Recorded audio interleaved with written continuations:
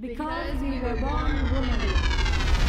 This video isn't perfect. I may say some things wrong, but my intention and the message remain the same. I was just in a country where I noticed something unusual.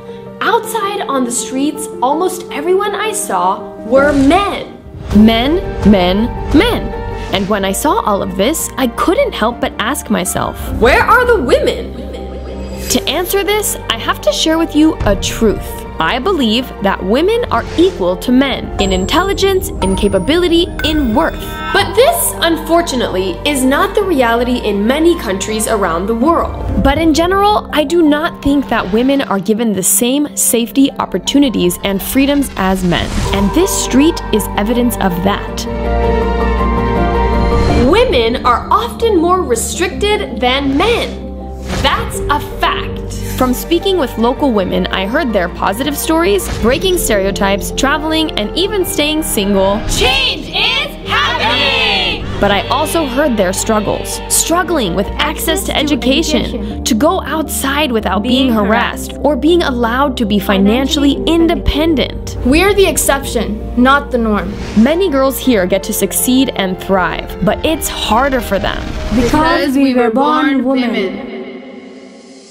There are lots of reasons you don't see many women on the streets. Our families can be overprotective. They worry about our safety because they don't want us to be stared at or harassed. Families are also scared to lose their honor. If they simply go out past dark, it's shameful and can be considered whorish or loose behavior. And the simple act of staying out late can ruin the reputation of an entire family.